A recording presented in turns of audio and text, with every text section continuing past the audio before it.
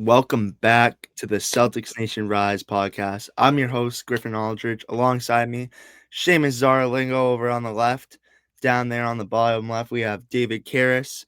And right below me, we got Daniel Miguel. Welcome back. Presented by Celtics Talk Weekly, episode 41. So there's not too much. This is where we're gonna have to start, talking about everything that's going around with the podcast and stuff like that.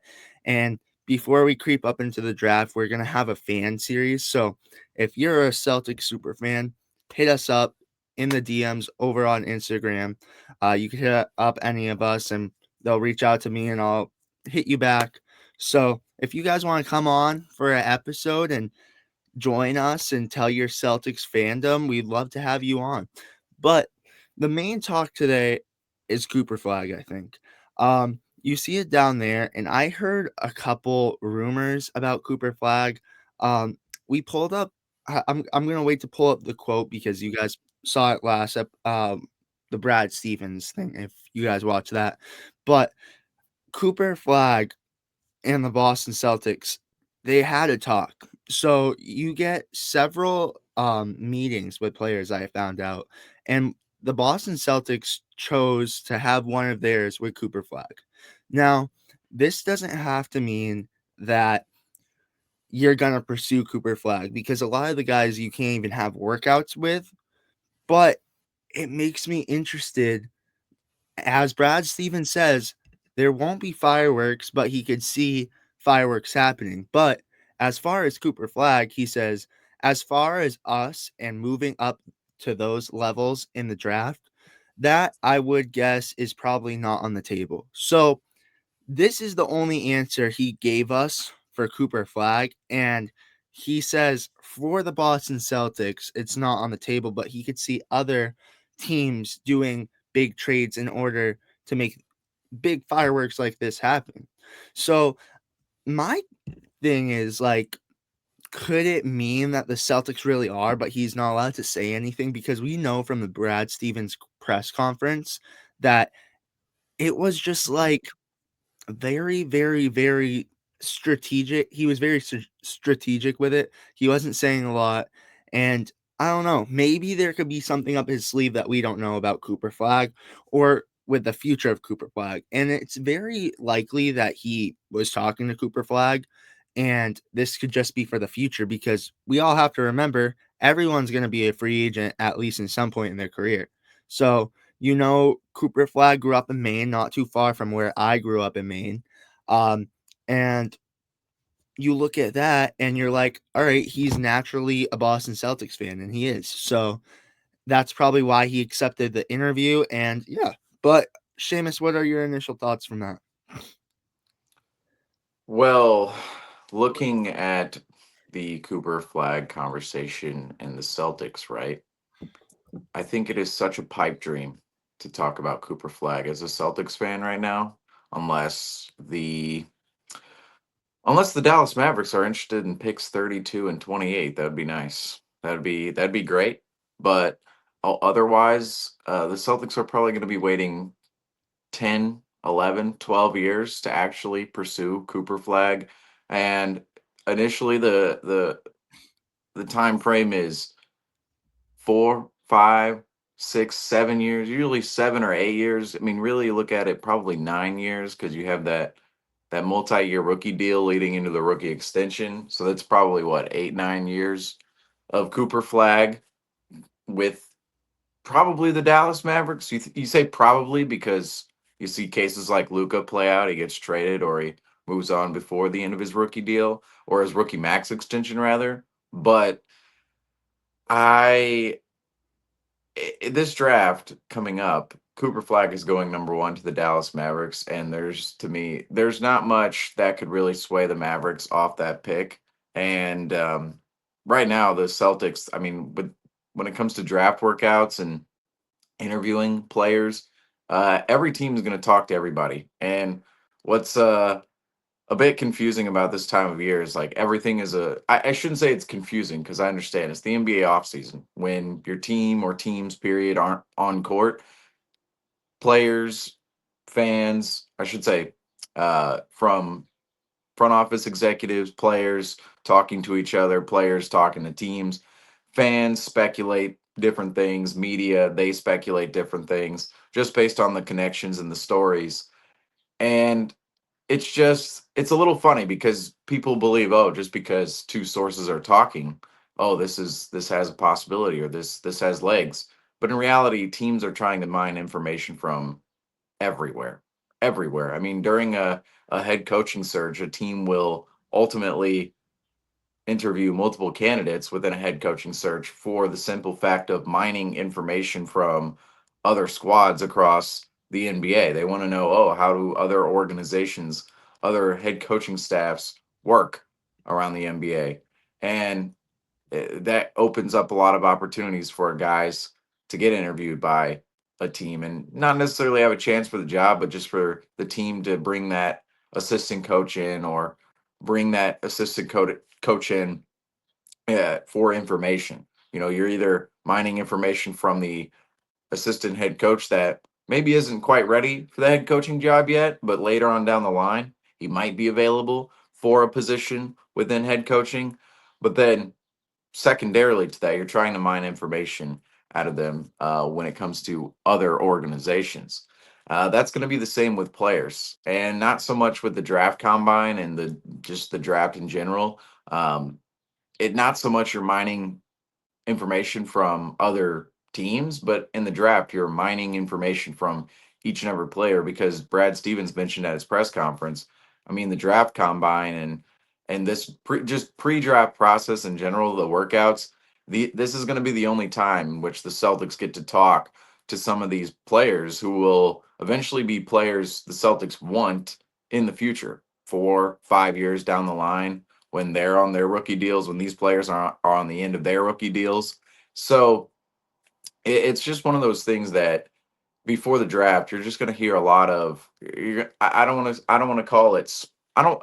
I don't know what to properly call it. It's like you're going to hear a lot of smoke, right? You're going to hear a lot of, oh, this team talked to these players, and like right now, like oh, the Bucks. They're talking to top 10 players without a top 10 pick. Does this mean they're going to trade Giannis? Although I think a Giannis trade is maybe imminent with the Bucks.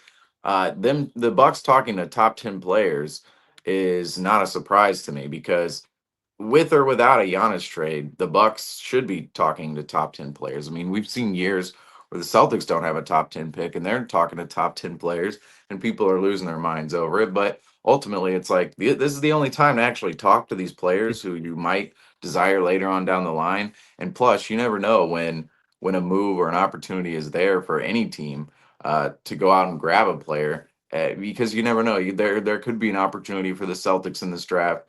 Well, what if a player they like in the top 10 falls to 15, 16, 17? Well, they do have picks 28 and 30, 32 to utilize, along with, I know a couple of other guys were actually trying to trade this offseason. You never know what could happen with the Celtics and moving up in the draft.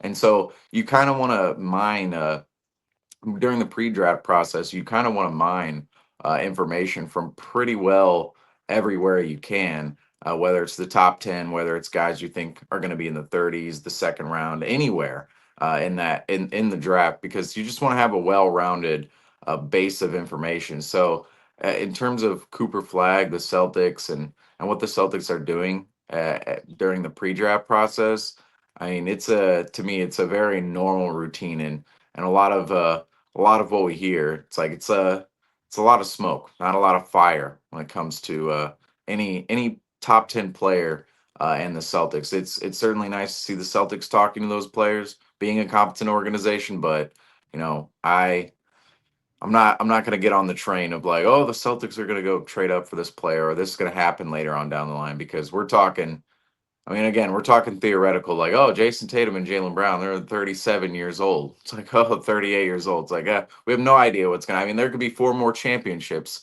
in the Celtics horizon before Cooper Flag ever becomes available to this for the Celtics to ever pursue in time. Yeah, no, 100% I agree with you. But David, what are your thoughts on the whole Cooper Flag rumors? Yeah, so I'm just honestly in a similar boat as Seamus. I think everything that Seamus said sums it up for me in the sense that the Celtics are just doing their due diligence and reaching out to as many prospects as they can. Um, my mic was kind of cutting out there when Seamus was talking, so I'm not sure if this point was already brought up, but I was looking up Brad Stevens' verbatim quote from his end of season press conference where he said that part of this process around this time with the draft is just reaching out to people they know they can't get in for workouts so that they're just able to talk to them and kind of like what Seamus was saying, be able to mine some information about them, get some sort of intel about them, maybe teams they're talking to, information about the league, and just be able to utilize that in the future. The only angle that I can maybe see happening here if there were to ever be a world where the Celtics are trading a key playmaker to get Cooper Flagg is this idea that the legendary GM Nico Harrison has floated out for the Mavericks that this is their win now window. So maybe we see a world where Nico Harrison shocks the world again and accepts a trade for a key Celtics playmaker in exchange for their number one overall pick. I'm not even gonna broach a single hypothetical trade with a Celtics playmaker for the number one overall pick because I don't want anyone to come for me and just start to give me so much hate for even floating an idea out there. But you get the idea. Maybe that's the angle where But in that's a a talk. But that's a talk. I mean, that could with the potentially be. I would Nico Harrison make that move though? Is a real question. with with the Celtics, no. But like, it's not. I don't think it's too far fetched to think of him. I mean, I personally think they're going to keep the pick, but like, if he's going to stay true to what he said earlier, right after the Luka trade, which is he thinks that these next few years are the Mavericks' window to compete, then yes, maybe he entertains trading the number one pick for a proven playmaker with another squad. Like But young. I would be shocked if the Mavericks trade the pick even if it's just purely for PR purposes, like it's been a rough year for Mavericks fans, let's be honest. Like I don't see a world where Nico Harrison makes it out if he trades a number one pick in the same year he traded their Oh yeah. franchise cornerstone. But that's the only angle, again, wrapping it around to my original point that I could see in play where if he's staying consistent to what he said and that he thinks these are the next few years of the Mavericks to compete with this squad, with these veteran playmakers, that maybe he adds to that and trades a number one pick for a proven NBA superstar. But I don't know any packages that could be. It's definitely not coming from the Celtics, but yeah, all in all, maybe we're looking down the line. I mean, the pictures obviously got us all fired up from last year with Cooper Flagg working out with the USA team. Him and Jason Tatum taking that photo in their Team USA jerseys is enough to get anyone all fired up in Boston. But yeah, it is exactly what Seamus said it is. It's a pipe dream, Cooper Flagg coming to the Celtics. But this is the fun part of the offseason, I guess, to take our mind off of the frustrating loss from less than a week ago and start to dream about these scenarios, whether they happen this year or in the near future. Yeah. Before Daniel goes, real quick, I'm going to just shut this down. The Dallas Mavericks and Nico Harrison. Nico Harrison, like, he's all of a sudden the most known GM in the NBA.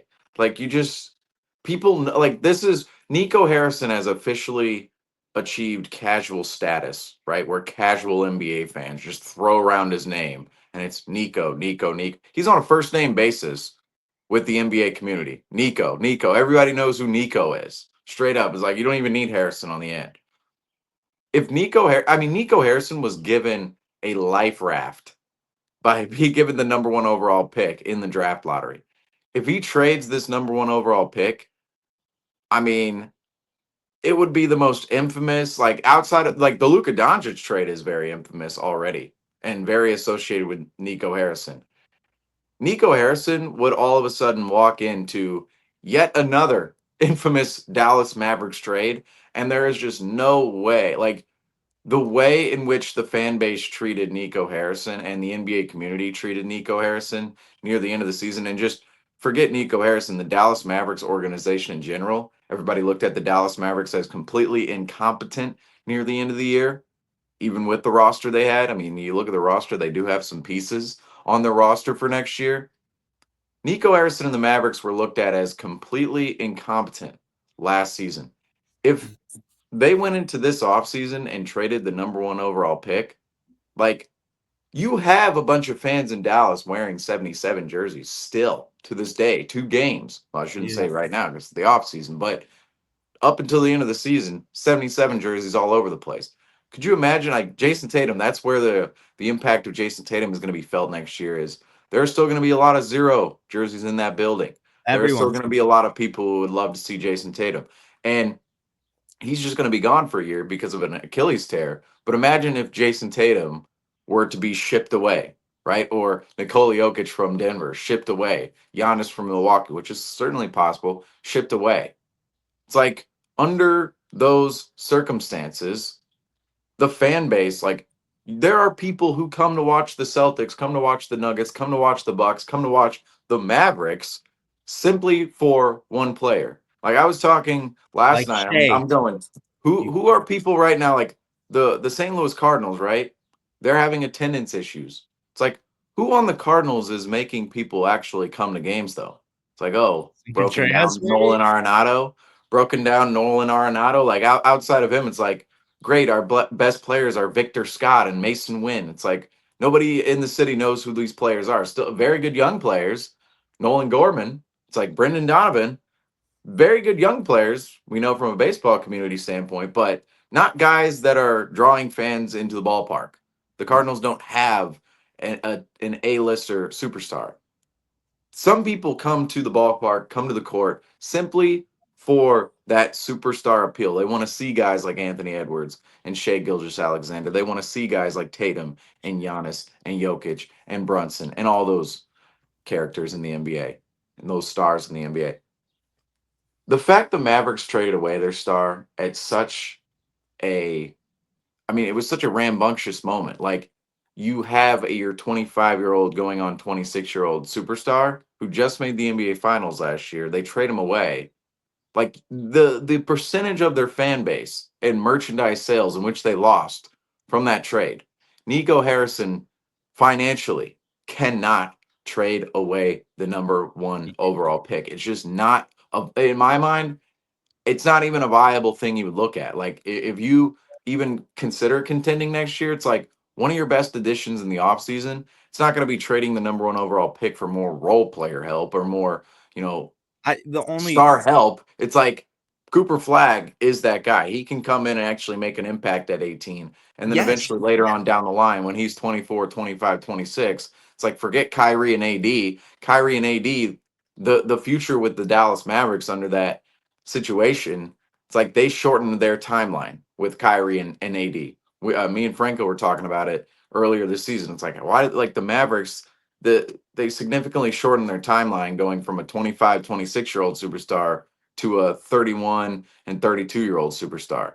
But now you have Cooper Flagg, who's 18, and you've just, again, the Dallas Mavericks and Lakers, it's like both of those teams have just somehow fallen into great future situations with superstars, and they both need to take care of it. So just in terms of this conversation, sorry, Daniel, for totally cutting you off here, but the Dallas Mavericks trading the number one overall pick, it just is utterly ridiculous to me. Like, it's just not happening. Like, yes, theoretically it could happen, but it's one of those, oh yeah, the Luka Doncic, theoretically it could happen. It's just one of those crazy once in a blue moon, once in a century type of moves that could happen. I just don't see it happening back to back with the Mavericks. You like, oh, here's Luka and here's Cooper Flagg. Like, after that, it's like, who the Dallas Maverick fan base, who do they trust?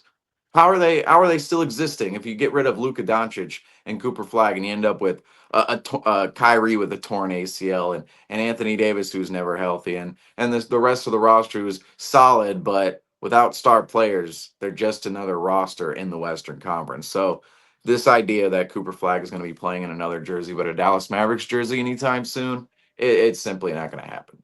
yeah.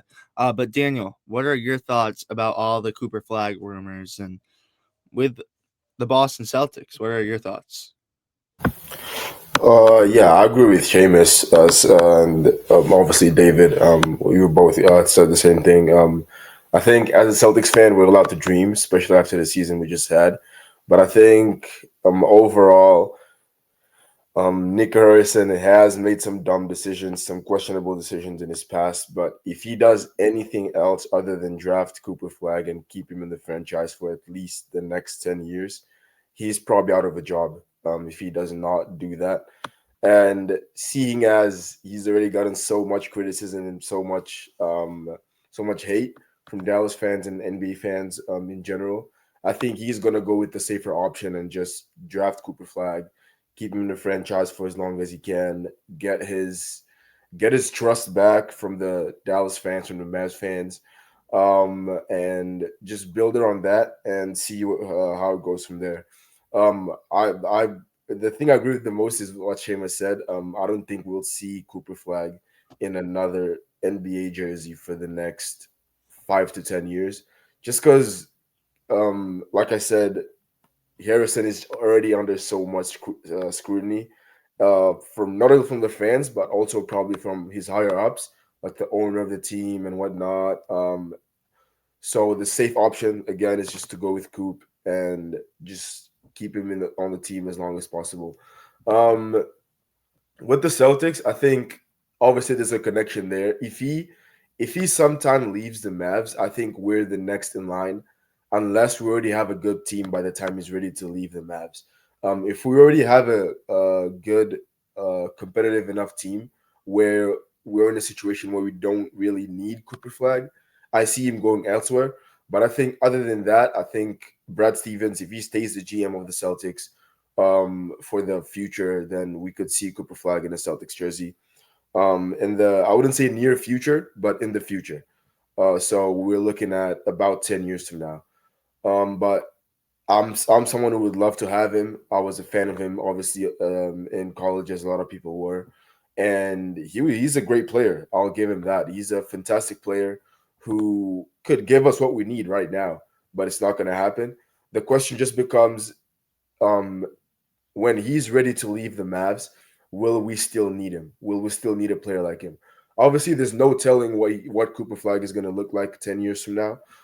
So we're going to wait and see on that scale. But talking about near future, I think I'm excited for this draft because Brad Stevens said it himself yesterday in the press conference. Or was it yesterday or 2 days ago?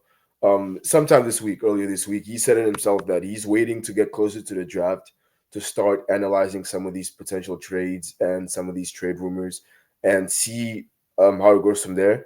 So if we're talking about near future, I'm just waiting for the draft and for us to get closer to the draft so Brad Stevens can be more open to making these trades that are going to give us our new team next season. So yeah, Cooper Flag, amazing player. I'd love to have him, but I don't see him joining the Celtics for another 10 years.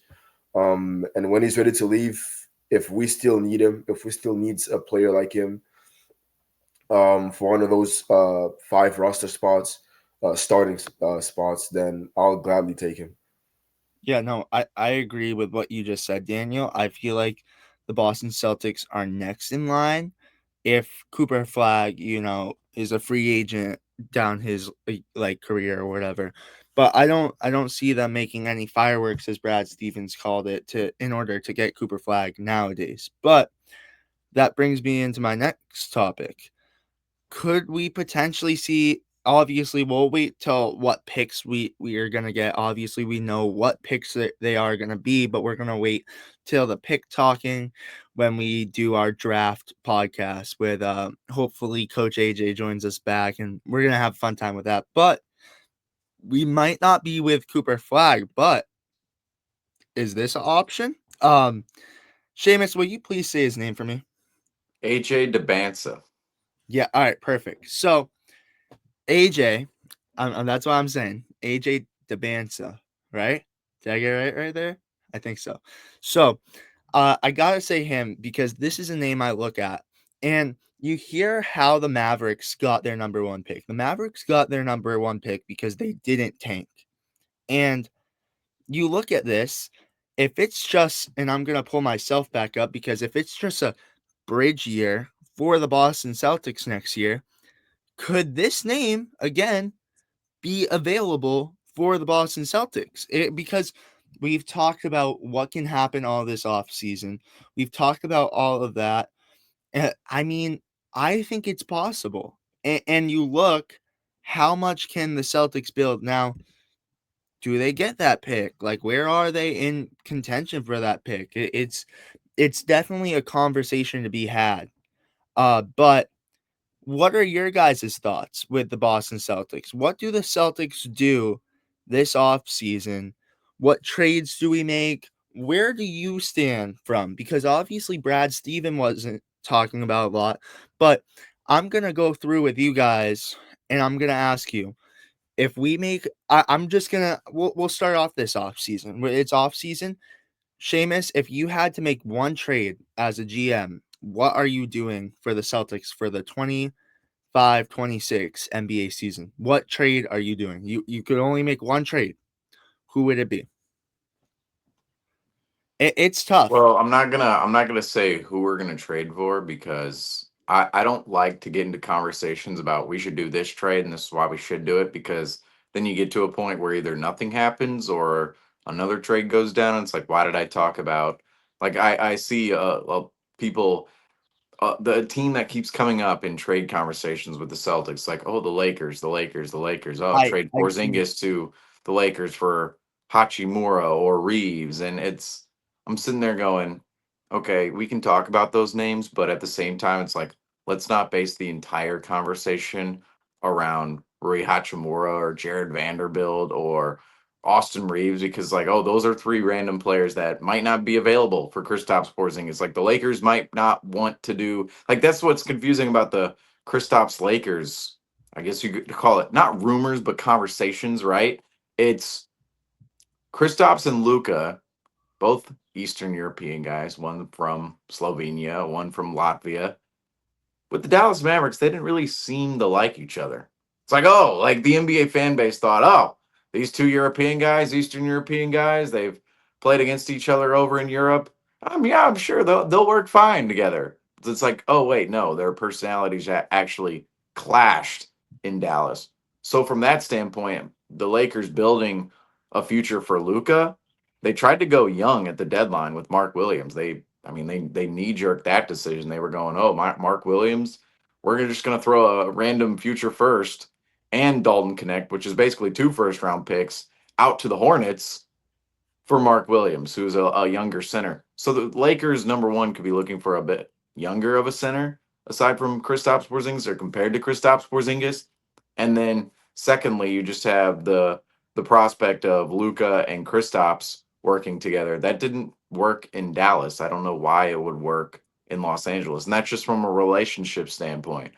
So I don't like to talk about necessarily, um, specific trade destinations Do you or have do you, partners like that, because it's like I just, there are a lot of things in which you can see fall apart for other franchises when it comes to, oh, let me trade for this player or that player. I think this summer, just the I would almost put, do you have it's players hard you to want say out? because there is a scenario, like, we forget, like, everybody thinks the team is just going to sell and yada yada. There's a scenario where the Celtics, they actually keep salaries on the books next Yeah. year, like a Sam Hauser. Like Sam Hauser, we're thinking, oh, he's gone $10 million.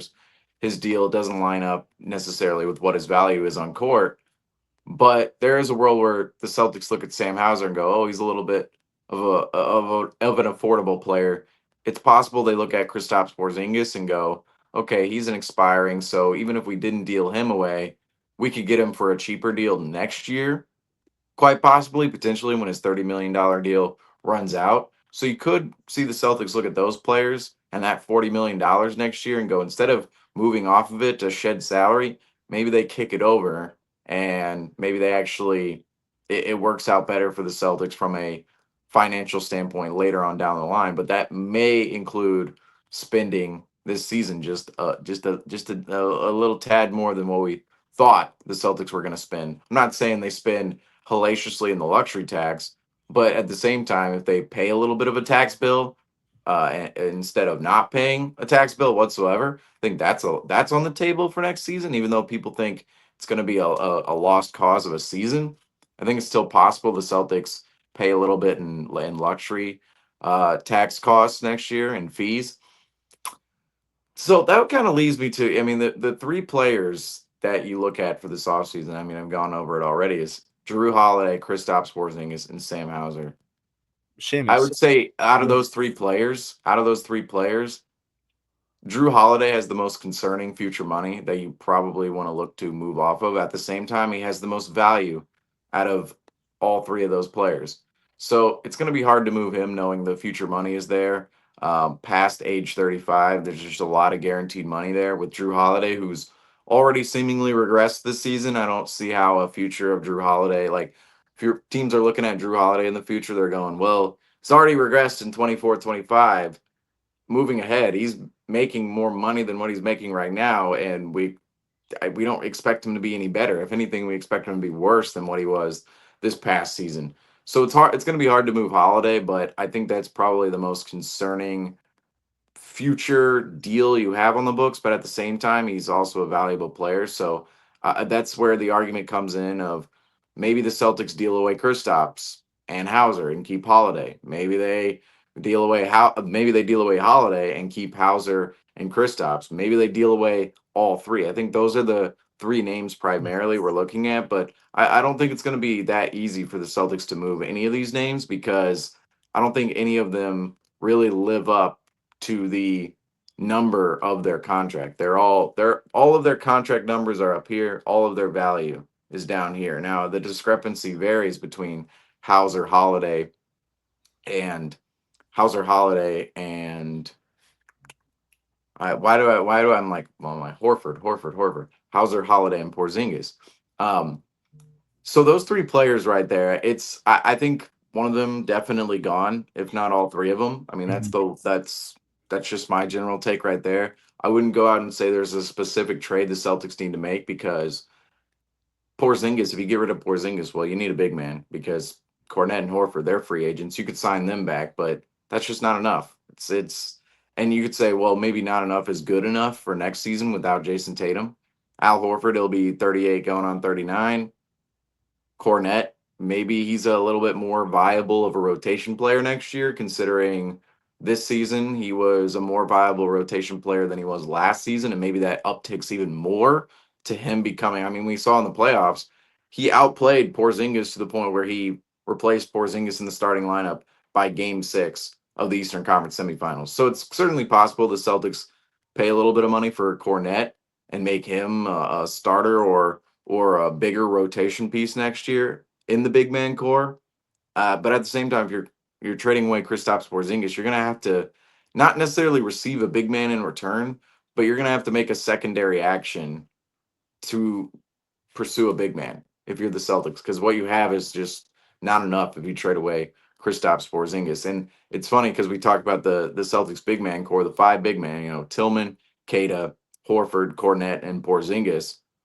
It's like after this season, what's crazy about talking about that depth all year is coming into the offseason, it's like, that depth.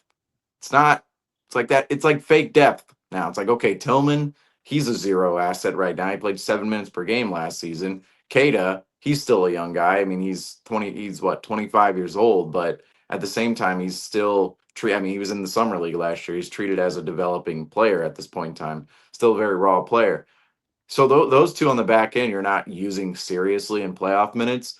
And then Horford, we all know and it's not really, injury durability with Horford because, we all talk about that, but that's more theoretical. It's like, oh, what if this ever happened? But he never breaks down. The thing with Horford is, say he'll have a good game 3, right? It's like, oh, Horford comes out, has a good game 3. You can't necessarily rely on a 38-year-old, 39-year-old Al Horford to go out there 2 nights later for 4 rounds, right? For 4 rounds consistently. You cannot rely on Al Horford to go out there 2 nights later and put on the same performance in a game 4, like we saw in these playoffs, where Al Horford, he was very up and down. He'd have these good nights, and then other nights, like, oh yeah, seems like the fatigue has hit Al Horford a little bit. It seems like he doesn't have the same juice as he did when he was younger, or has the same juice as some of these other young players. So there's 3 guys in the rotation where you're like, serious playoff minutes, I don't know. And then Cornette, same thing. I mean, Cornette wasn't trusted in this playoff series. Although I could say, I sat here and said he could have a bigger role next year. That's still certainly possible. But when you're looking at the grand scheme of the rotation, it's like, do we trust Cornet as a starter? Do we trust Cornet in that role? It's a valid question moving ahead in time. So if you get rid of Porzingis, you're going to have to find another big man somewhere, because that big man depth, it's like, some faces here, some solid moments, but just like I was talking about with Rob yesterday on the conference finals preview, there's a lot of fake depth. Like we talked about teams like Indiana, it's like they're 11 deep, they can really go 11 deep, but realistically, it's like they don't really trust the three guys on the back end to play real minutes. Like, yes, theoretically they're 11 deep. Like OKC and Indiana, they're the deepest teams left in the playoffs right now. Yes, they could go to their 9th, 10th, 11th guy if they wanted to. We saw that from OKC last night in game one. Kenrich Williams came into the game. That was like the 9th, 10th, 11th man coming into the game for the Thunder last night. And then we could see the same thing with the Pacers tonight against the Knicks. That's certainly possible. But at the same time, those same players, you're not slotting into the rotation for 25, 30 minutes. Like those guys are playing 9, 10 minutes a night in the NBA playoffs. And you're trying to get a small level of impact out of them and spot minutes here or there. So from that standpoint, the Celtics, I just think if you were to trade away Porzingis, you don't have to get a big man back in the deal, but you might have to make a secondary action for a big man. That's where I look at, okay, it's possible. It's like, could you trade away Porzingis, cut some salary, maybe get not the best role player in the world, but somebody decent? And I don't know if to me, it's like when I say somebody decent, it's like it's going to be somebody. This is where it's like we're not getting real assets for Porzingis. We might actually have to trade away picks and assets for the purpose of getting rid of Porzingis. That's certainly possible. But if we're getting a player back for Porzingis, it's probably going to be somebody else's scraps, unfortunately. It's going to be like, oh, we traded away Porzingis to the Pistons and got back Tobias Harris, something like that. And I don't even know if the Pistons would do that. I remember hearing that somewhere where it's like, oh, somebody suggested that. And those are the kind of deals where whoever the Celtics are getting back, it's not going to be a high level impact role player, but it's going to be potentially a player that could just slot into the rotation somewhere. Maybe he's the 7th, 8th guy in the rotation. And Drew Holiday, if you traded away Drew Holiday and kept Porzingis, or traded away both of them, it's like you're going to see major changes to the rotation next year. And just getting rid of Sam Hauser off the bench, it's like, where you're getting rid of shooting. So how do you replace that shooting? And we understand, Sam Hauser is the biggest part of the Celtics, but he did play a role in coming off the bench, being that spark plug, not necessarily scorer, but just perimeter player for the Celtics. And under those circumstances, again, if you're getting rid of any of these guys, you're going to have to replace them, not necessarily with the same talent, but viable talent who can still play within the rotation while also cutting costs. It's going to be an interesting summer for the Celtics regardless. I mean, the three players I'm talking about, it's weird how we thought about the Celtics this past season, how it's like, oh, they're title favorites. They're trying to go back to back. They're trying to redo their historic run from 2024. Yet, when you really strip this team down to its bare bones, it's very interesting to see the fact that, like, the three players right now, specifically two of them who made the Celtics championship run in 2024, Drew Holiday and Kristaps Porzingis, just think those are the two biggest acquisitions in the summer of 2023. And if you want to point to, obviously there are many acquisitions you can point to that led to that 24 title, but really the two more recent ones, the two biggest ones, it's Kristaps and Drew. Yet now we're looking at them as depreciated assets along with Sam Hauser. And the Celtics are going to have to balance. This is where the Celtics, like this, they're treading in this weird territory that teams often aren't in. Like, you don't really see a team in this situation too often. Is the Celtics, they're going to try to cut costs this summer while also putting themselves in a position to be competitive enough to put a viable product on court next season. And they have to position themselves to be ready for when Jason Tatum comes back into the lineup in 26, 27, because at that time point, it's like you're going to want to take advantage of the late stages of Brown and Tatum's prime. And through that, it's like the Celtics have to balance. They can't just cut costs this offseason without getting anything in return, because that would just hamper the future of the Celtics. Yet the Celtics, they can't just trade away their assets in which they want to trade to cut costs for real players. It's like the real players available on the market right now for Porzingis, Holiday, Hauser. I just don't really know those three specifically. Not really sure what they're netting the Celtics. And that's the problem here. It's like the Celtics are trying to cut costs with really good players, but they're also going to have to try to get back good players in return who I'm skeptical will be available come. I mean, we're already in the offseason, but come the transaction window in the offseason of the draft and then free agency and everything that comes later in the summer, potentially with any teams trading players from team to team. It's just this offseason again, it's just very unorthodox for the Celtics, where they have to cut costs, but they also have to do it in such a balancing way where they're cutting costs while also not taking away too much of their roster, but also putting themselves in a good position to be good when Jason Tatum comes back later on down the line. That could be acquiring tradable contracts you could trade next offseason in 2026, or even at the deadline in 2026. That could be actually acquiring players who you believe are going to play alongside Jaylen Brown and Jason Tatum. It's just going to be a very hard offseason for Brad Stevens to maneuver. And regardless of what Brad has done in his career so far as GM of the Boston Celtics, as president of basketball operations, I really think he has his work cut out for him this summer.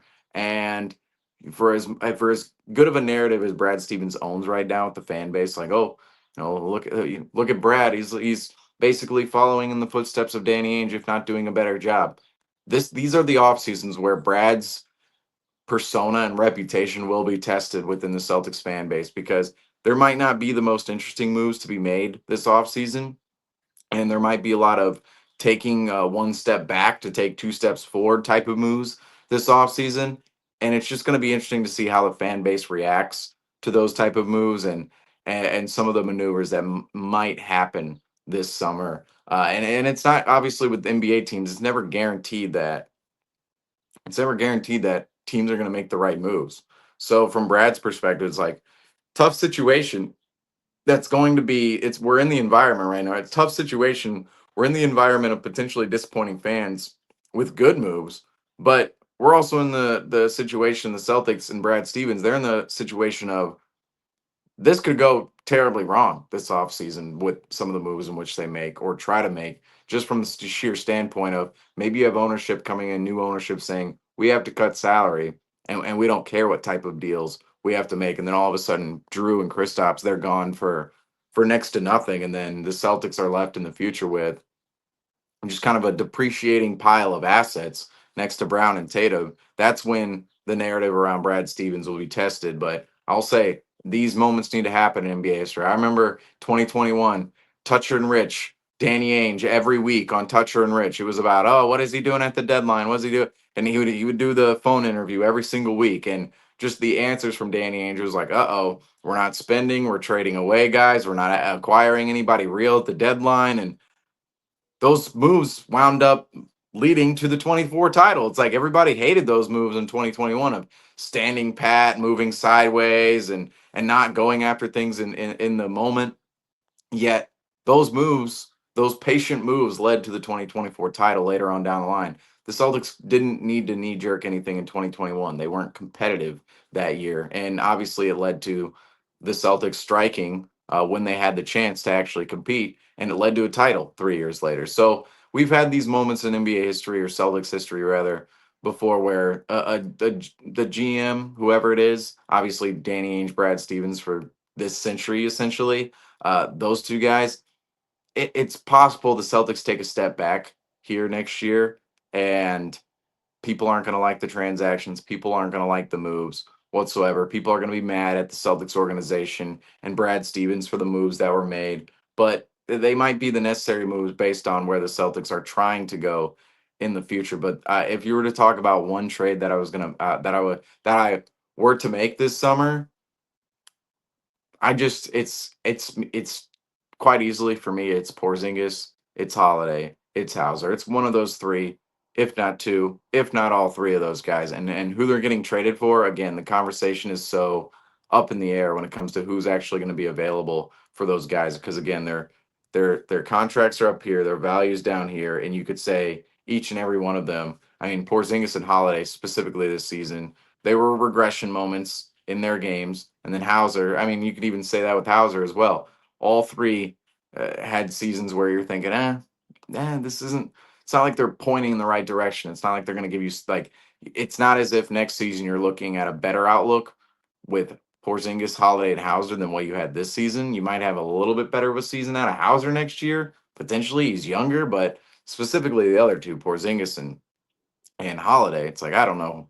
I don't know what you could really get out of those guys at the end of the day, but that I hate to give such a vague answer in this regard, but that's just where the Celtics are at, and that's where we stand. Like that's where when it comes to the off season for me, I'm never trying to talk about a specific transaction that could be made because man, we could go on for days and days about specific contract specific deals that could be made that are never even talked about or discussed or even thought of in other buildings around the NBA. Yeah, I do have a question though, Seamus, and I wanted to put this in. Not saying that you would trade for them, but do you have a top 3 players that you could see as possible fits for the Celtics? Like would look and fit Celtics green. Are there 3 players out in the league that you could see that you would want to come to Boston? Doesn't have to be a realistic trade, but 3 players that kind of like are in the range that could, or you still don't really want to throw names out there. Giannis, Jokic, That's I fair. mean, like players like that. Like No, you're but talking, like, you're like you're not a realistic trade. Guys who you just see fitting in Celtics screen. It's like Giannis, Jokic. I mean, okay, but there's lower out. SGA, Anthony Edwards. Like that'd be great. All right, but you know what I'm talking about. I'm saying this. You want a realistic, you want a realistic person. I'm looking. First of all, let me just look at a list here of contracts for next season specifically, in which I believe the Celtics like okay, maybe this could happen. So as far as next season goes, um, well, the Celtics, I don't see them adding a massive salary to their books next year. That is that's the thing. Um, so just around the league, let's see here. Player contracts. My goodness, keep going to team contracts here. Okay, so I've been looking in the range really since the even before the off season began. I've been looking in the range like if you look at the guys in the NBA, I'm not looking at 40, $50 million players in here. I think that's a little out of the price range of the Celtics. Probably looking more in the $20 million range to 19 or to I mean anything below the $30 million range, right? Um, it's hard because some of these names, like I could see Tobias Harris like expiring $26.6 million, certainly there.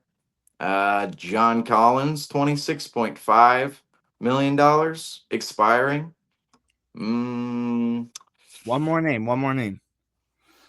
well, see, here's the thing. I'm just saying those two names. I'm just gonna rattle off some here. Like everybody wants to everybody wants to throw around Nick Claxton, but it's like Nick Claxton is seriously one of the most valuable contracts in the NBA. Like he's a young developing big man still, and he's making $23 million, or sorry, he made 27 last year. This year he's gonna make $25 million. The season after that he's making 23, and then the season after that he's making about 21 million. So his contract is going down despite him actually getting better in his career. I never understand deals like that, but the Nets, that they weirdly enough have a couple of them, Cam Johnson and Nick Claxton the most notable. Nick Claxton people are talking about, but I'm like, I think you're gonna have to move real things over to the Nets in order to extract Nick Claxton. There could be a deal there for Nick Claxton, like Porzingis for Claxton. That's what The I'm Nets saying. eat Porzingis's money, but then under those circumstances, like you're probably giving up picks like 28, 32, another first round pick in the future. Like you might give up some draft capital for Nick Claxton for sure. Like that's what could happen in that scenario. Uh other contracts, it's like, oh, Marcus Smart, 21.6 million, maybe. Vucevic, 21.5 million. Dylan Brooks, 21.1, and then it goes to 19 point, or basically goes to 20 million after that. So 2 years left on that deal. People are throwing around Cam Johnson. His deal goes down next year, then goes a little bit back up. Cam Johnson's another Nets player where I'm like, you're gonna have to you're gonna have to. To me, I think the Nets. The problem with the Celtics acquiring a Cam Johnson or Nick Claxton is, I think you're just gonna see teams throw around better assets for those players if those players are ever coming off the books for the Nets. I think the Nets are just gonna have to. They're going to want to find trade partners who are a little bit more equipped with assets in their arsenal than the Celtics. Like the Celtics just have a bunch of their own picks to give up essentially and some future picks. They don't really have any players. It's like, okay, it's Porzingis, Holiday, Hauser, like I was talking about. But outside of that, it's like there aren't really players on the roster you're trading away. If you wanted to, the two biggest fish the Celtics could dangle out there, right? It's Jaylen Brown and Derek White. And I don't think the Celtics are going to entertain either of those guys this offseason because where the team is right now and the position the team's in. But that's just where the Nets, it's like I think there's going to be better offers out there for the Nets than what the Celtics can come up with, but you never know. But again, Mark Smart, Nikola Vucevic, Dylan Brooks, Norman Powell, 28.5 million expiring. So you're looking at lower deals that are, I should say lower deals, but some of these deals in the 10, 20, 25 million dollar range that are expiring, or you could even see like the Celtics could take on future money of guys that teams don't want, like Chicago, Patrick Williams, $18 million for the next 4 seasons after this one. That could be a deal the Celtics look at. Who knows? Maybe they look at Patrick Williams and go, we can develop this player a lot better than Chicago did. I'm very firm on a lot of players who go to the Bulls are kind of the new Kings. Weirdly enough, the Bulls and the Kings kind of reflect each other, East West, right?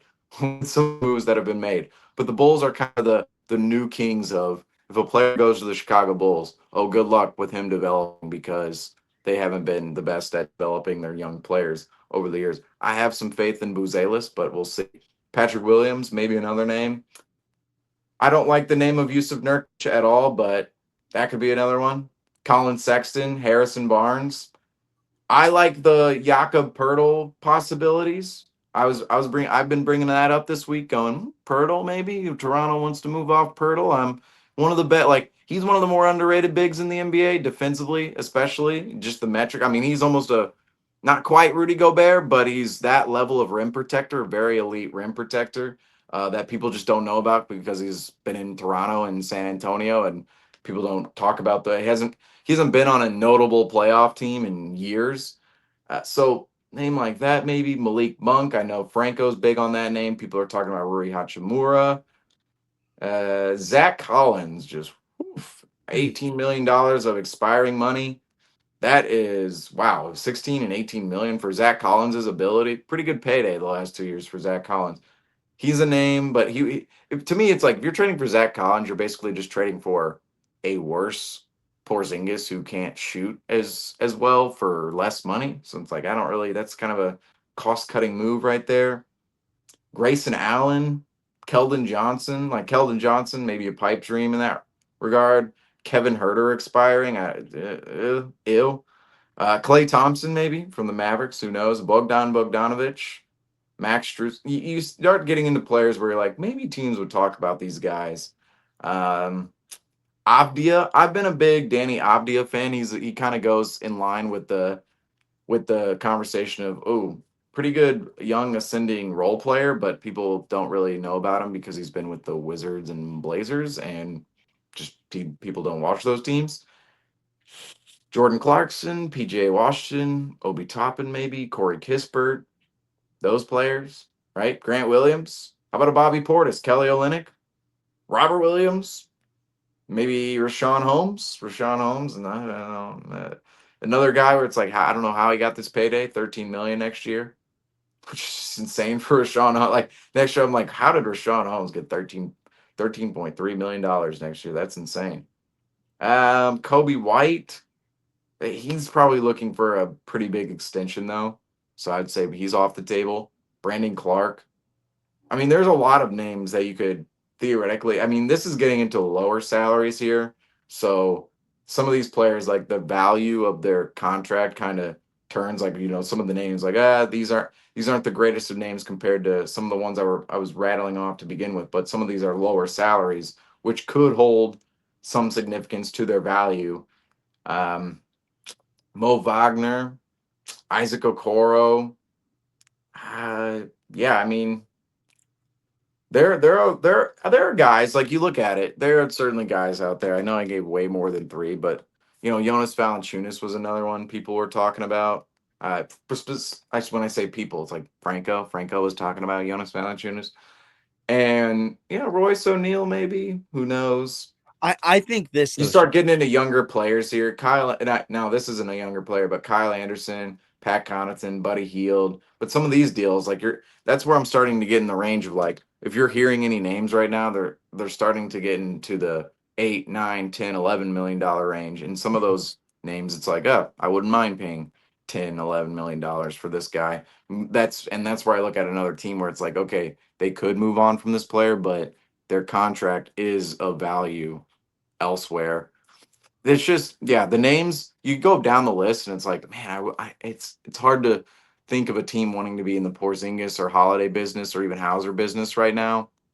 But yeah, you do look at the names out there and go, well, if the Celtics need to or want to get a deal done and are willing to throw around some picks, it's like, yeah, you could attain one of these role players at the 10, 15, 20 million dollar range of what, that's just, I want to point that out. That's what's going to be so interesting about this summer is the trades in which are going to happen.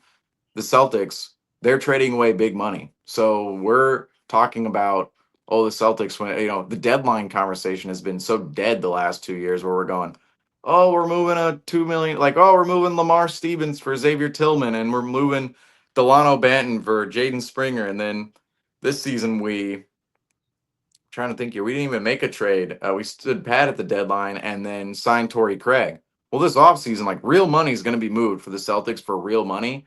And that's what makes this conversation so interesting is the Celtics are going to end up with one of these 10, 15, $20 million players, most likely in the future. And there's going to be a team willing to move off one of these guys for a Porzingis, maybe simply because of the draft capital the Celtics send over, which is so unfortunate because you'd want to get draft capital out of Porzingis and players like Holiday and Hauser. But I think the reality is the Celtics might be attaching draft capital to get whichever role players in the future in exchange for another team maybe wanting Porzingis, but also wanting to eat Porzingis's money. So I know, Griffin, you asked for 3 names right there. I gave you like 20, but that's just there are a lot of, you go through the names, you're like, there are some scenarios on here where you could see, this team meets this salary and moves off this name, and maybe they receive some picks and put themselves in a better position for the future. I could certainly see that this summer. It's just pinpointing exactly where that is. I'm not really certain, but you can speculate on based on the contractual situations of other players and teams positioning amongst the league and just their salary books as well. That's going to play a big part, and I think something that goes a little like, people pass up this aspect of conversation in the offseason, talking about every team making moves. At what point is the CBA, like, this is what I saw with the CBA when it came into effect in 2023, at what point is it going to deadlock the league, right? At what point is it going to, like, every team is up in the first, second apron level, and there's always going to be teams who spend less and are fiscally responsible, but at the same time, like, what if, we're talking about, like, other teams eating Porzingis's salary and Holiday's salary? It's like, what if other teams as well, like other teams also have salaries they want eaten, and under those circumstances, like what if we don't find the trade partner to eat this salary, and what if we don't find a trade partner that you know need, like what if there are, like, simply just putting it out there, like you need a market for Porzingis and Holiday to move them. Like what if there's like no market out there for a team eating a $30 million contract, eating a $35 million contract? Like, what if there's just not a market out there for teams wanting to take on those deals because of their own big deals, or because of the fact their big deals are guys they don't want to move off of, or guys they don't really see as a viable um, trade piece for what they're getting back in return from the Celtics. So this offseason is just, it's going to be quite interesting for the Celtics, no matter which way it goes, because you're going to see real money moved around, and that's not something we've seen in quite. I mean, that's the last time we saw it was 2023, and the 2023 offseason built the 2024 title team, and that offseason was crazy the way it went down, especially near the end with Drew Holiday right before the season. This offseason is, I projected to be even crazier. The unfortunate part is we're not seeing a championship team come into fruition next year. It's going to be moves for a championship team to come into fruition later on down the line, which is going to be so tricky for the Celtics front office this offseason. Yeah. But David, what are your thoughts? And at the end, give 3 players that you see be like a potential fit for the Celtics this offseason. Yeah, so this is probably the most conservative trade I can come up with for the Celtics this offseason. Obviously, I think me and Seamus have both hopped on this program to say that we agree in the sense that it's going to be Hauser, Holiday, and Porzingis as the top 3 players that are going to get traded this summer by the Celtics. My hypothetical trade, and I'm just started doing some more like research on the draft and like understanding the prospects, because I mean I'm one of these fans where I kind of hate to admit this, but as the years go on, I know less and less about who's getting drafted. So I literally just pulled up a mock draft of the prospects on NBA.com, seeing who could potentially fit this Celtics team and what it would take to get them. So the Celtics are obviously not in the most attractive spot in terms of their draft picks this upcoming draft at numbers 28 and 32. But this trade that I'm going to propose is packaging Hauser with the number 32 pick to move up a little bit in the draft. I think that can probably get you to the early 20s. And again, I don't know too much about these prospects that are available, but this name that struck out to me that I'm looking through this mock draft is Michigan's power forward / center, Danny Wolf. Oh, Franco would be going crazy right now if he heard you say this. Crazy. So, like in a good way, in a good way. yeah, so he's 7 foot, 250 pounds. Yes, his pro comparison is to guys like Kyle Anderson and Hito Turkoglu, but like I'm looking through this, they say he was the lead playmaker for Michigan last year. He's a 7-footer who, I guess his 3-point shooting numbers aren't amazing, but he's not afraid to shoot it. He has a pull-up jumper and a step-back jumper, and he still did a decent job with rim protection. He averaged just under 10 boards and almost 2 blocks last season. I think Hauser and the 32 pick can probably get you to where he's projected to land, which is the early 20s. And this draft I'm looking at, it has the Hawks taking him at 22. And this sort of just solves sort of the question marks moving forward with the Celtics big men, in my opinion, and also offers some flexibility. So maybe you do hypothetically hold on to a Porzingis, and that gives you your starting center. And then you could have Cornet be your backup. And then maybe if Horford wants to give it one more year, you can allow him to still get more minutes. And then you can maybe do like a draft and stash, or just, a draft and develop with Danny Wolf. Or you make this trade and Horford retires, and then maybe he's right behind Cornet if we re-sign him. Or even if we can't re-sign Cornet and Horford retires, then he's the next man up. Or he could be number 3, hypothetically, behind a Porzingis and a Keita. The point I'm trying to make is that there's just a lot of question marks, as we all know, with the big man moving forward. A lot of us expect Porzingis to be moved. Even if Porzingis stays, The expectation is, unfortunately, he could probably only play 50 games for us in the regular season. Like, is he going to be able to make it through a whole regular season? The answer to that question still needs to be no. Keita had his moments. He sort of fell out of the rotation in this back half of the season, but he has his moments. I don't trust him at this point to be anything more than a backup, but there is potential there. Maybe way down the line, he adds a 3-point shot to his game, but that's, hypothetical thinking. I'm only going off what I saw when I go to all these games and see him practicing threes and pregame warmups. So that's just, pipe dream type of stuff right there. But again, it is a team friendly contract that he's on. Cornette, yes, he had probably his best season of his career this season. His net rating was right up there in the regular season with the likes of all those guys in the Oklahoma City Thunder. And he saved us in a lot of key situations. Obviously, he had that epic Game 5 performance in this past playoff series against the Knicks to earn the starting job in Game 6.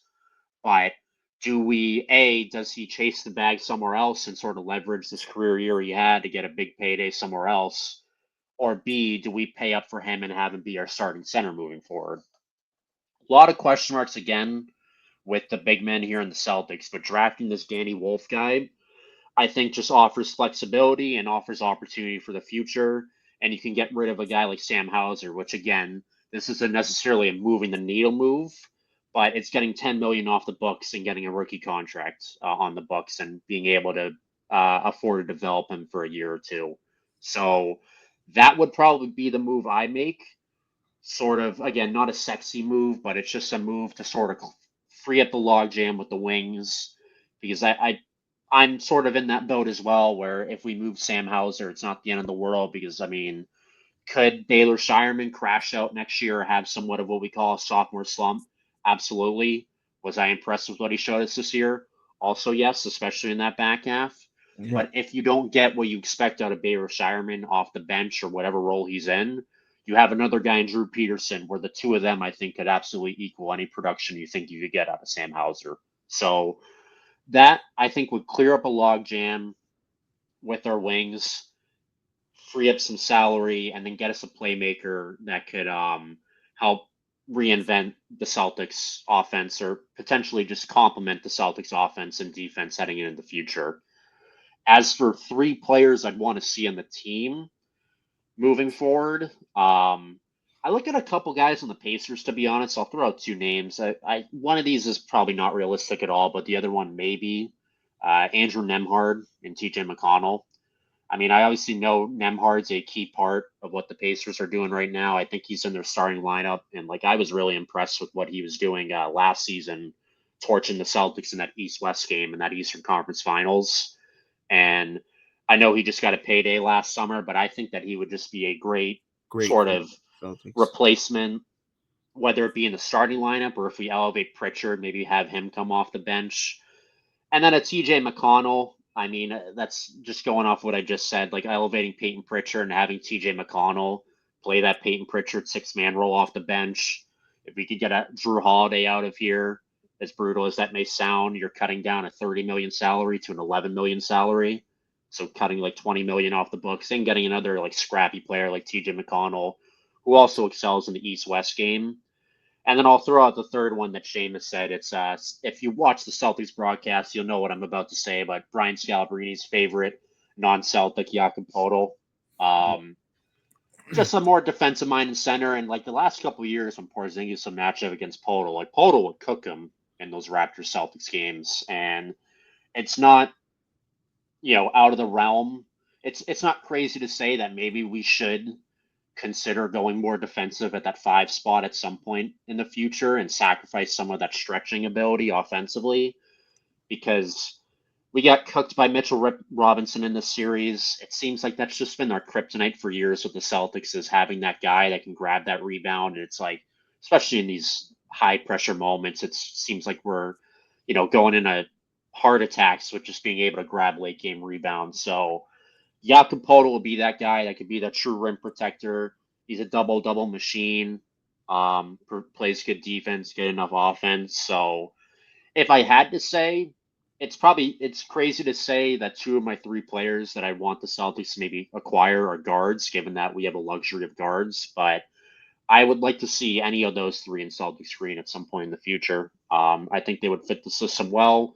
I think they contribute to winning basketball, and yeah, I don't know again how realistic those would be, but those are targets. Those are players I wouldn't mind targeting, and I think wouldn't necessarily reinvent the wheel in terms of how the current day Celtics play. Yeah, I want to say two things to that too. Adding on to David's point about moving up in the draft and in the 20s.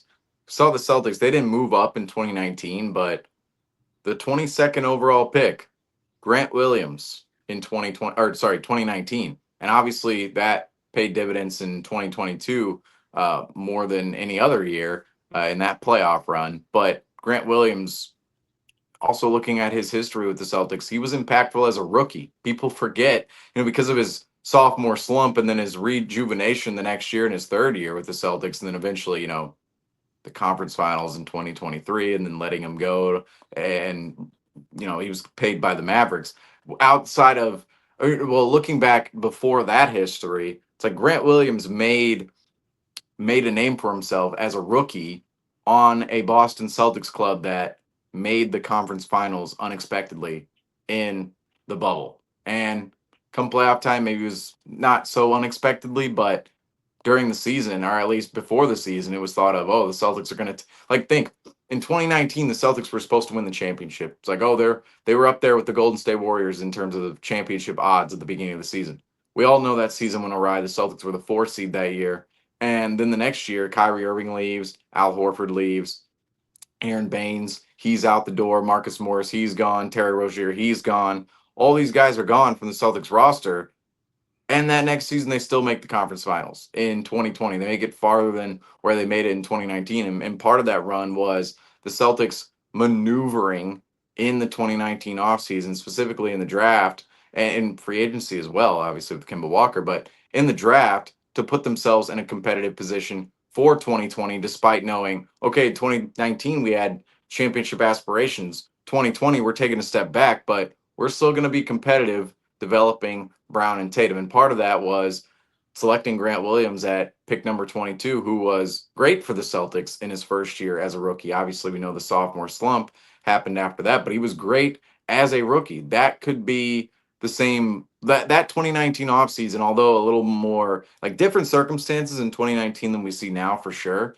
But there could be a blueprint there of, okay, yeah, we maneuvered in the draft a little bit. We were like the Celtics were a little bit more savvy that offseason to put pieces on the roster that could make them competitive that next season. We saw they made the conference finals that next season because of the power vacuum in the East. Well, power vacuum in the East continues to this day. The Celtics held it for literally a season and a half here. Obviously, the Cavs were in front of the Celtics this past season, but the Celtics very much held the top of the power pyramid for the past 2 seasons, at least in the regular season, and then of course winning the title last year. But the power vacuum still exists. It's completely possible the Celtics, if they hit on if they package 32 and 28 and maybe Hauser, like David's talking about, and move up in the draft, maybe the Celtics do hit on a young player who can make an impact next season for a team that's ultimately better than people expect. And also, I just want to add on too the names you brought out there, David, Jakob Pertl, Nimhard, TJ McConnell, they would all add dog back into the Celtics. I think that's what's been lacking from the Celtics this past year is like, oh, the historical reputation of the Celtics is still there. But looking at it on court, it's like we just lack dogs. We lack that mentality, right? It's like we don't have the toughest players. We don't have the hardest playing players. Like that, as unfortunate as that is to say about the Celtics, it's true. It's completely true. You look at the Oklahoma City Thunder games this year. You look at the Cavaliers games this year, and I understand, yes, the Cavaliers went out in round 2 as the Celtics did, but those were some of the more highly touted games of the season. I mean, against younger teams, just any younger team. You point out Houston in February. You think about them. It's like all of these teams who are good or younger than the Celtics, they were just tougher than the Celtics this year. They had a better mentality. It felt like going out on court. They were more athletic. They were faster. They were quicker than the Celtics. That's what they need. That's what the Celtics need to partially look at this offseason is getting younger, quicker, more athletic, and mining some players out from the market of maybe we need a little bit more dog out here. All right, maybe we need a little bit better mentality. I think certainly Nembhard and McConnell would bring that. Jakob Poeltl is kind of a neutral personality. I think just from a playing standpoint, he would be amazing. David, you touched on it, just a more defensive-minded big. We haven't seen that since Robert Williams a couple of years ago. And you're talking about grabbing that rebound. It's like when Robert Williams was at his peak. It's like that's part of his role. It's like the rebounding, the shot blocking, and I remember when Robert Williams, he's traded away, and even in 2023 when he was hurt, people were saying, and we were all saying here in Celtics Nation, that backline help, it was so crucial to that 2022 squad. The Celtics without that, are they going to be as good defensively without that backline help and that backline shot deterring from Robert Williams? Well, Kristaps Porzingis, he's been okay in that department. Al Horford, he's been okay. But in my mind, they haven't been consistently elite, especially when Kristaps is playing half of a season. You just can't put up a full season of production in that way. They haven't been consistently elite, and that's for one reason or the other. If the Celtics can get Jakob Poeltl into the building, that's a consistently elite defensive-minded big on the roster, defensive-oriented big on the roster. And I think. I think where Seamus has glitched out, because I see it on my side too. But while he's glitched, Daniel, would you like to say your take, anyways? Yeah, I think to go back on something Seamus said, I think the roster we're going to be building this offseason wouldn't be for an immediate return to the conference finals. It would be for a potential return in the future. I think once again, before I give my take, I want to ask you guys: do you guys think, or what do you guys think about the potential of us tanking next season with JB's injury and Tatum being out for most of next season? What do you think of Brad? It's probably in Brad Stevens' mind. I don't know, but what are the chances of us getting that possible top 5, top 10 pick next season? And then Tatum comes back with the top 10 draft pick with some new players, and then we can push for conference finals or finals appearance. Well, I'm going to pull this up again. I mean, that was totally a possibility, and I think it's going to be in a matter of more so. I don't think we'll tank. I feel like it's going to be more so a bridge year, as David and I are used to with the Boston Red Sox. But I believe that from this, you kind of look at it and you're It's like, like, get out of here, Griffin. Get out of here. I'm back. You're trying to No, kick man. me out. But Camera back. Sorry, folks. all good, all good. But I look at that and I think it would be more so like a bridge year. So I think they're still going to be competitive. But what about you, David? Yeah, I fully agree with you, Griffin. I think they'll be competitive.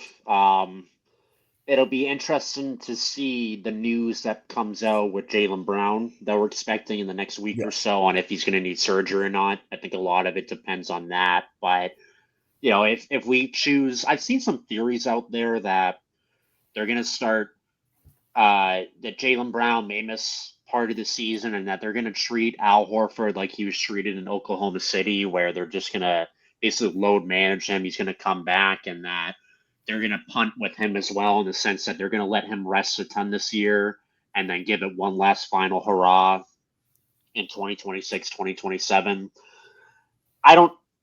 Again, this is all like hypothetical conspiracy theory stuff, if you will.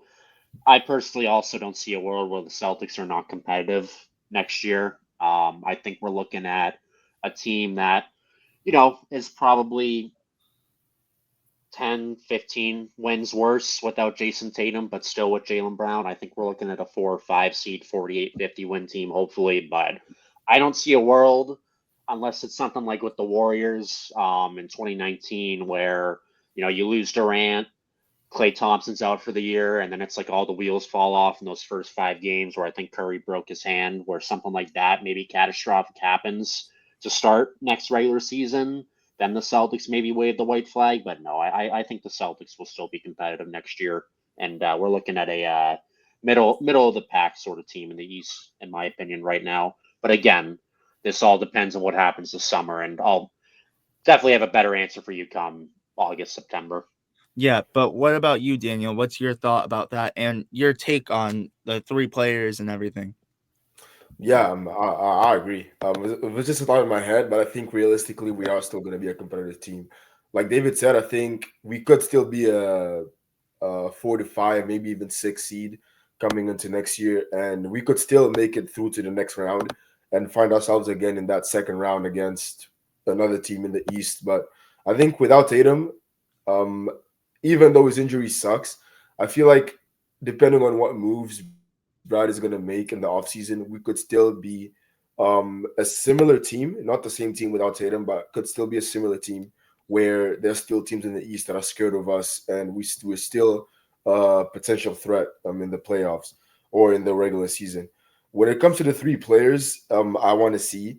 Um, I'm just gonna give a little bit, a little list of some shooters because I think that's where we need help with shooters and rebounding. I think because we'd be losing, like Seamus said, Sam Hauser. So who do you replace that with? Um, it's kind of tough because with the depth we have, I feel like if we could just if there was an option to get rid of the Holiday and Porzingis and not get anything back, we could. I wouldn't say we still be good, but we could have potentially Derek White and Pritchard on the guards, and we could have Luke Cornett as a starter and have maybe Al Horford and Keita coming off, and we could still be not a bad team. That would still be like a mid team, I would say, and then we could move on from there. But I think some shooters that are available for next season as free agents are Seth Curry, Ty Jerome. Oh, and also this doesn't come with a contract, so I'm just listing players. I don't know if contract wise it's the best choice, but Ty Jerome, Malik Beasley comes to mind as the first Yeah. option of a player that I want to see in the Celtics shirt. I don't know about the contract, about his contract if it's going to work out, but I like Malik Beasley ending up second in last year's in terms of 3 points made off the bench too. He was in contention for six man of the year. Um, Tim Hardaway Jr. is another name. Luke Kennard, Duncan Robinson. I hate that guy. I'm sorry. I'm I just gonna do say too. that. Wait, can I I hate. say a quick fact on him? Yeah. He's from York, Maine. I, I Really? I didn't know that. Yeah, he's from York, No Maine. way. He played Yeah. like So there. yeah, Malik Beasley's that first name. As a second name, once again, I don't know about contracts, but Nas Reed is someone I really Ooh, like. yep. I He's would. gonna be a free agent next year, and I like him as a in the Celtics jersey next season. Um, Miles Turner is another name. He's gonna be a free agent from the Pacers. I don't know. And another one. My last name is gonna be okay. I'll give two more. Clint Capella is another one who's gonna be a free agent as well. I don't know about his age if that's gonna be the best choice, but who knows? And also another one whose age might matter is Steven Adams is another one who I'm also not really sure about. But once again, um I think rebounding should be the main thing we focus on. I think Griffin, you're the one that touched up on it, or maybe it was David, but Mitchell Robinson in terms of rebounding was giving us some work. And I think if we want to compete either next season or the season after, we need to strengthen up on bigs that can rebound. Um, so yeah, I think rebounding should be our main point for next season. And so those are the names in terms of bigs that we could get. Also some potential trade rumors that I think could be not bad, but like okay. You see trade rumor with the Rockets happening, where the Rockets will receive Porzingis and Holiday and a 2030 first pick. And what we get from that trade is, I probably wouldn't accept this, but Alperen Sengun would be the player that we would get. And we would also get a 10th overall pick. I think it doesn't say, but probably in this draft or next year. I don't know yet. I think it's probably this draft. We get a 10th overall pick, and we also get Aaron Holiday. I'm probably not accepting that, but it's something to think about. You get Alperen Sengun, who's another big in the Celtics jersey, another big compared to Porzingis, and you get a healthier, younger big. who could be more fit for the future of the Celtics. There's also the occasional Nets trade with Jaylen Brown and Cam Thomas, Noah Clowney, and some of the other Nets players. I don't know how I feel about that one, but that's also something else to think about. But I think overall, my three players I think are Naz Reid, Malik Beasley, and probably either Miles Turner or Steven Adams, or maybe even Clint Capella. In terms of drafting, I don't know how we're gonna do this year, or who we're gonna draft, but I think a name that comes up next year for me, who I hope we really draft, is JT Toppin. I don't know if you guys know that name, but I forgot what team he plays for. Texas Tech. Texas Tech, right. He's a walking double-double. He's a walking 12 and 10, 12 and 9. And I think in terms of rebounding, he could be a solution in the near future for us. I really hope he's someone who will be on Brad Stevens' mind in the future, because I love watching him. And in terms of rebounding and scoring, he's one of those guys. So hopefully he doesn't go too high in the draft, or depending on where we place in the draft next year, we're in a possible place to acquire him. Because if we do, I think that solves some of our rebounding problems we've had recently. And I think, like Seamus said, either Seamus or David, we've been missing a big who can rebound, who's a good defensive threat. And I think JT Toppin is up there for that.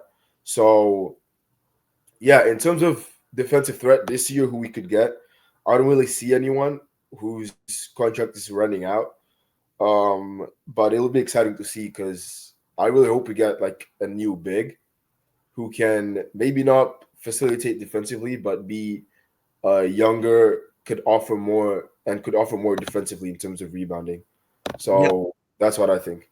Yeah, no, 100. I love what you said, and I'm gonna say my favorite take right there, because it probably wouldn't be possible, but I love the Miles Turner take. I've always wanted to see him in a Celtics uniform. But for me, I'm gonna say this. I feel like what you said, Daniel, is the Celtics are gonna more fall into that, maybe re-signing Luke Cornett and having him run as their starting center and stuff like that. I feel like that's the route we're going in.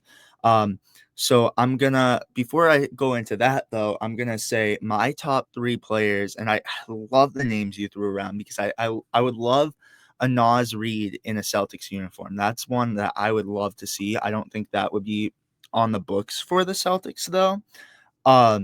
But I would say top three for me, because I don't see a Naz Reid kind of happening with the Celtics, is I would say I'll go 3-1. Number 3, Jakob Poeltl, as you guys have already mentioned. That's a name that you could see with the Celtics. Number 2, Malik Monk. He's another name that you could potentially see with the Celtics as well. And number 1, you guys all know my favorite, Nick Claxton. I've always been a fan of him in Celtics green, and I'm on the Nick Claxton train. I really am. I think he's a player that I've always wanted to see in green, and I feel like we eventually will see him in Celtics green. But for me, I think we're going to go more so the route where it's kind of going to be a bridge year again. So we're going to have the lesser team. And I think a name that we can mention out too, and we still have the graphic up, is I think you might see in a crazy world, you might see the Celtics coming back with Torrey Craig and kind of those, lesser players. And this is where I'm going to have a hot take. And I texted David that I'm going to have a hot take too. So you guys got to be prepared. So say we come into this situation, like Daniel already said, having like Luke Cornett, your starting center, and being a lot lesser of a team, in the bridge, we're going to have a bridge year type year, I say, wait for it, you bring back IT. Now listen and hear me out. The only reason I'm saying this is It's because 2025, Griffin. It's 2025. We're still having I thought we were done after like 2022. What happened here? Let me go with it. Let me go with it. If you're going to have a bridge year, let the poor man retire a Celtic. All right. He's doing all those workouts. I literally just was looking at his story too, doing all those workouts, trying to come back so bad. Have him have one last hurrah. Let him, if you could have Al Horford on there when he's obviously, going out, then have IT come on there when a year where it's a bridge year and it doesn't matter. let him go out on a little bang, and then it doesn't even have to be the whole year. Have him come at trade deadline or something. But another name too I would like to see in the draft, and we're gonna have a whole podcast on this, so I'll save those takes for that. But I'm gonna say a Walter Clayton Jr. I do want to see him. That's one name that I saw on a recent one that could go 29. I say we just steal him with the 28th pick. Um, but that's one where I see him going a lot earlier in the draft too. I feel like there were a lot of names last year where the Celtics were predicted to get maybe a Zach Edey or Kyle Filipowski, and those names ended up going earlier in the draft. So I feel like I really do see Walter Clayton Jr. going, Johnny Broom included too. I see them going earlier in the draft. I don't know why they are so far on the list and potential talks for the Celtics, because remember, last year at this time too, I think a lot of people were like, oh, we're seeing a lot of Zach Edey falling to that part too. But I think those are ones where they're going to go higher up in the draft. But that brings me to my next topic. I know this is a Celtics podcast, but you guys see those new city jerseys for the Red Sox? I do want to ask a quick question before we close off, though. What are your guys' takes? I love the green, and I love, there was obviously talking about NBA standpoint. You guys saw the Chicago White Sox uniforms with the Chicago Bulls. I know that correlates nothing to the Celtics, but there's some green on there again as I pull it up, and I love how they did it for the Green Monster. But I just a little fun segment, and we're gonna do a lot of fun segments this offseason. We'll make tier lists and stuff like that. I have it all planned. Like we'll tier out jerseys and stuff like that. We're gonna have a lot of fun this offseason. But Seamus, I'll start off with you because I know you're a Cardinals fan, but just rate the jersey 1 through 10. That's all I need. Just rate the jersey. Right. I was like, very interesting broadcast to bring this up in when I decided to put a I Cardinal know. jersey in the background here, of course. But Here, hey, come on. Come on now. Wait, let me. Yesterday, it's like, okay, I wear a Cardinal hat all the time, but don't get me wrong. I have my Red Sox stuff too. Like I'm definitely not a Red Sox like fan. I'm not a diehard Red Sox fan or anything, but hold up.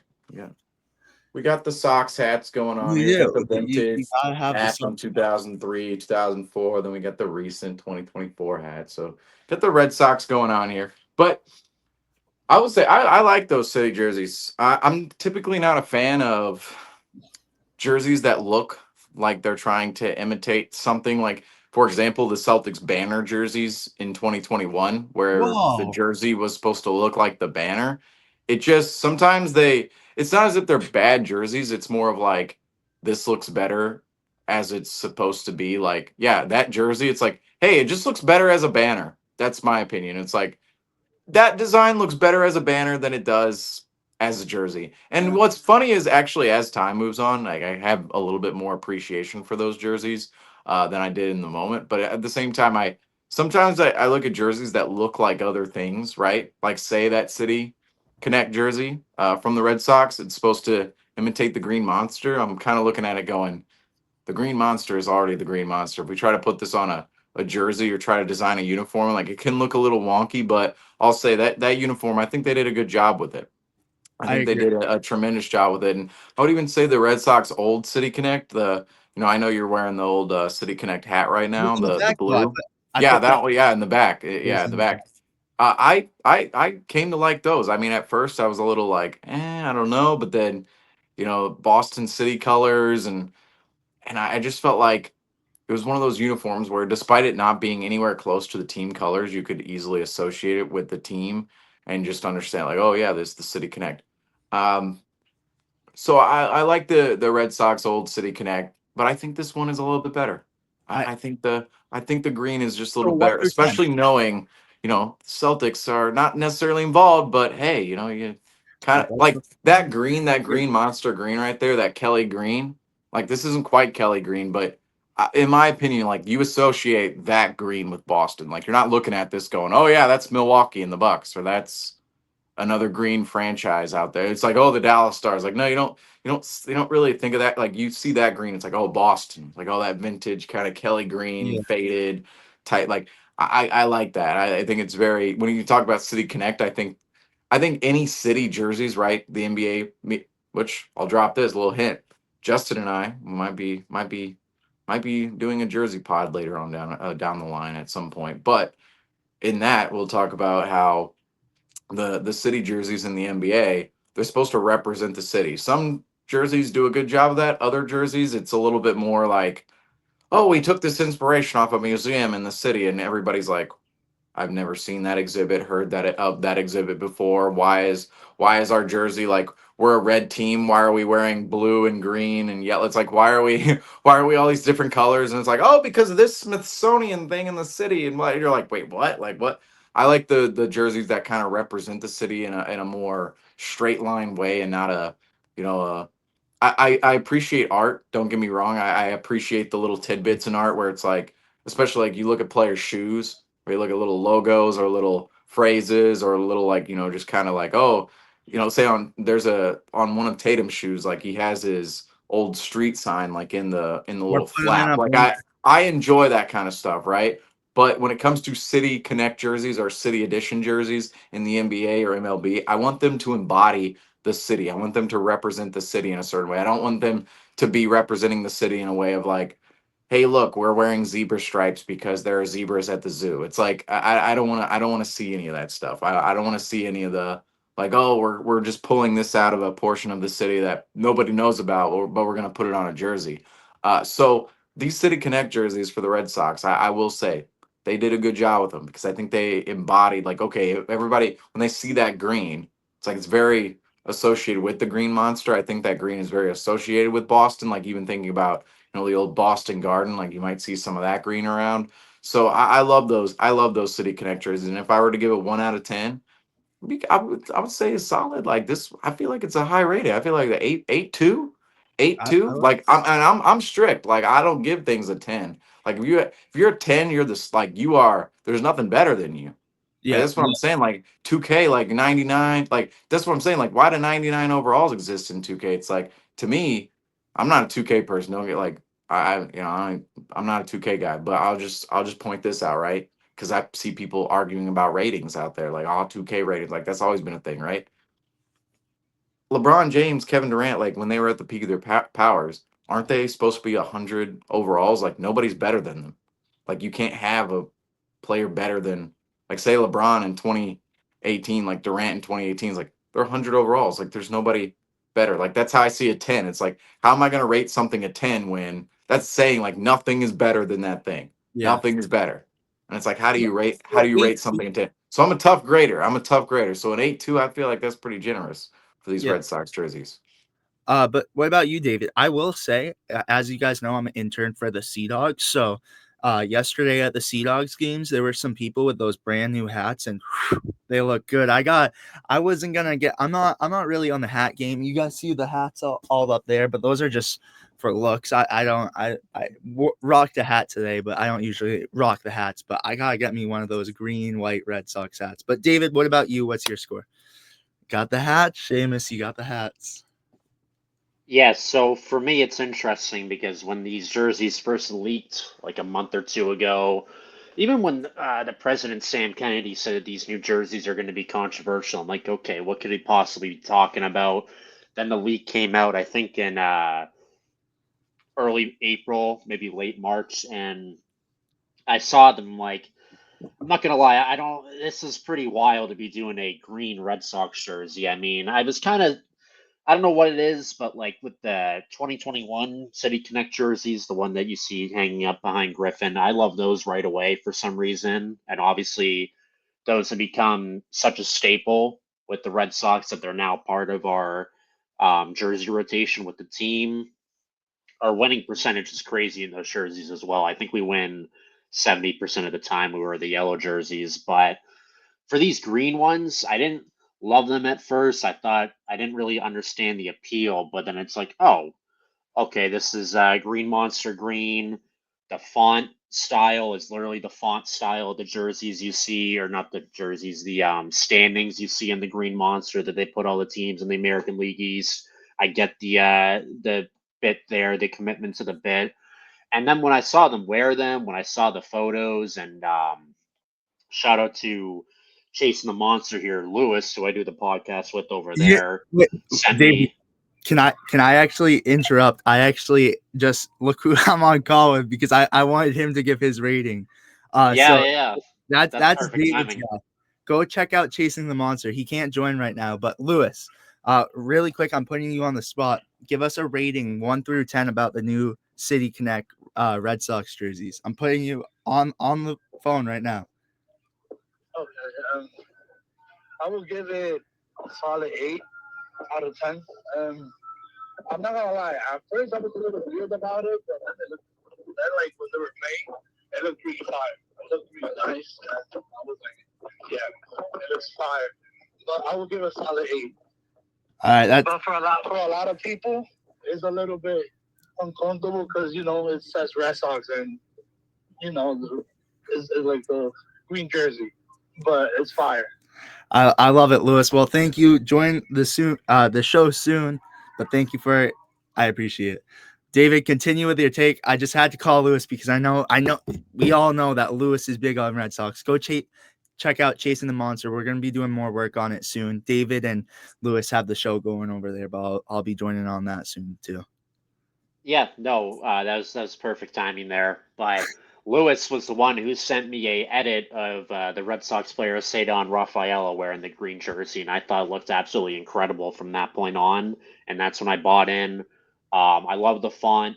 I love the green style jersey. I love the yellow numbering on the front too. I think that's a nice touch. So for me, I'm pretty similar to what everyone else has said so far. I'm in an 8 out of 10.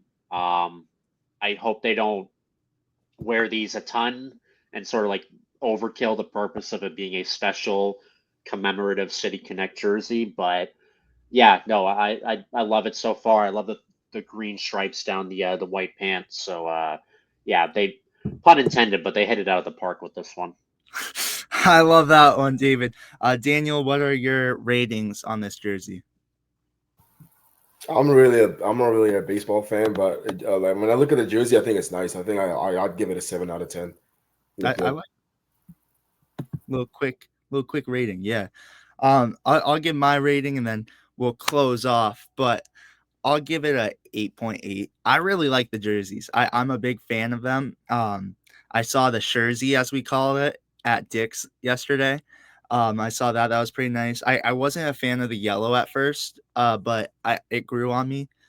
Like the yellow on the jersey, not the old City Connect, the 10 right there, but it grew on me. You have that yellow on the back as well. So I'll say 8.8. I like the jerseys. We're going to do one where we come on here too and have like one of those tier lists, and let's do a tier list this off season. I'm down to do a tier list. We'll have a lot of fun with it.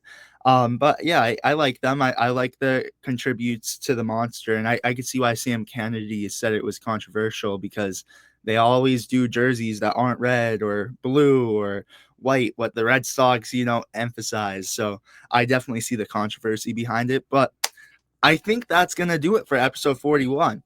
So again, a lot of bold takes. This was a bold take pod, but it's what you got to do in the off season. So again, to close it out, I just want to say, go check out Celtics Talk Weekly. The content's booming over there all off season. Go check out right now what we're going to be doing at Chasing the Monster 2. Go check that out for some Red Sox content as we're in Red Sox season. It's now what it is. But again, the podcast is going to be booming. Maybe we got to get Seamus on for a Cardinal season as well, Griffin. Come on. Okay. Seamus, I almost let you slide there. But come on. The Cardinals are way more present in this broadcast right now, even though we talked about the Red Sox at the end. You're Specifically right. The jerseys. Well, David's repping right there. David's repping. Yeah.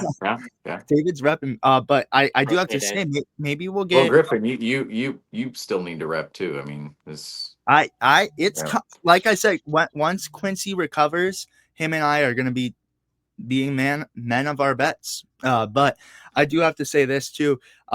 Maybe we got to get a rival showdown there when we face the Cardinals over on Chasing the Monster with Seamus. You know what's unfortunate is we already played a series together where the home opener.